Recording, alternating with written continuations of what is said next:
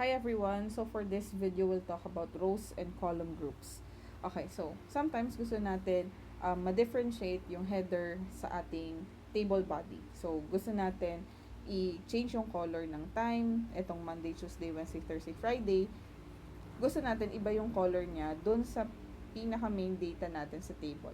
Or sometimes also we want to change yung time natin, yung column time natin, and then the rest of the values in our table.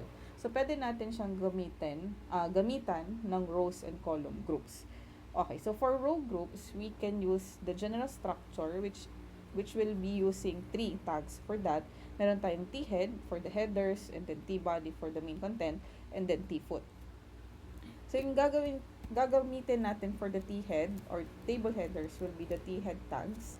And then enclose lang natin lahat ng ating header values dito sa ating T-head. And then the main content will be our T-body. T-body tag, doon natin siya ilalagay. And then yung pinakahuling value will be our T-foot. Okay, so sa T-foot na maglalagay lang ako ng isang row. And then, span ko lang siya hanggang dun sa dulo. So, sasabihin ko lang, this is the end of the program.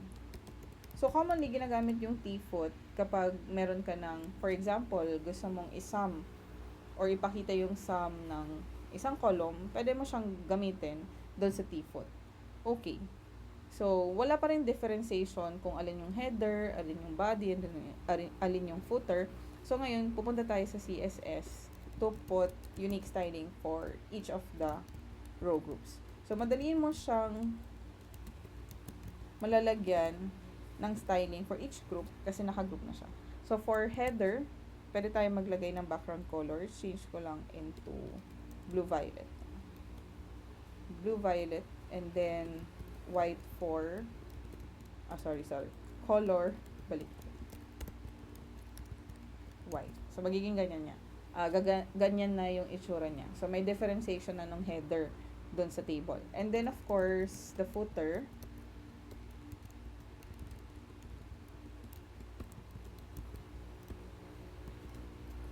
gawin ko lang black, and then yung color niya is white. Okay. So, meron na siya ng itsura. And then, I can also put text align center. So, kahit alin dyan, pwede mong baguhin yung alignment ng text. Okay, so meron ng konting itsura yung table natin. Now, one goal for this video is to also to change yung time color natin, and then the rest of the values will have the same color. So, ngayon, dito sa ating HTML, balik tayo, pwede tayong gumamit ng column group. Sa HTML, pwede natin i-group yung columns, pero wala tayong tag to mark up each column. For example, gusto mo si column 1, si column 2, si column 3, and so on. Wala tayong tag to mark that. So, yung gagamitin lang natin is call tag.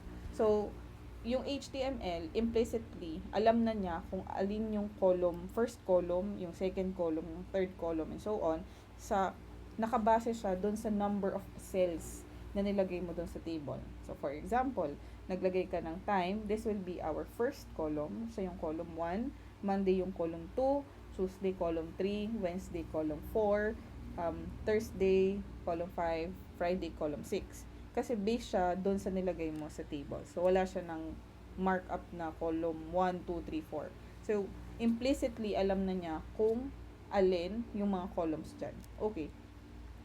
So, gusto kong palitan ang target is palitan ko ng color yung first column. So, para ma-differentiate ko siya sa ibang value. So, this will be my first call. And then, the rest of the value will have the same color. So, pwede ko siyang ilagay sa class. So, this call. And then, I'll close that. So, paano ko siya lalagyan ng value or color? So, sorry. This will be my first call. So, ID yung gagamitin ko. So, hashtag. And then, yung gagawin ko dyan is to change the color. Unfortunately, dito sa back color na to, yung mapapalitan lang natin Ayan. Yung mapapalitan lang natin is the background. Hindi pwedeng palitan yung text color when you're using call tag. So, hindi siya pwedeng palitan ng text color. Background color lang. Okay, so, the next one is gusto kong palitan yung the rest of the values. Ito. The rest of the values will now use this call as attribute. And then, I'll change that background color into a lighter color. Okay.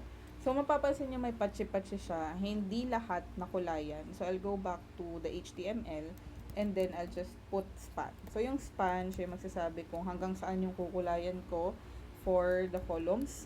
And then, meron pa rin patches. So, I'll go over here dito sa rows na to. So, dun sa 2. Yan, dito. Meron siyang hindi nakulayan. So, hindi siya na-read as table cell. So, maglalagay lang ako, or wala siyang na-read na table cell. So, maglalagay lang ako sa kanya ng table cell. Okay, so nakulayan ko na siyang lahat. So, makikita nyo dito, mas maganda yung presentation niya kasi meron na tayong differentiation ng header, ng important details katulad ng highlight, which is the time, and the rest of the values of our table.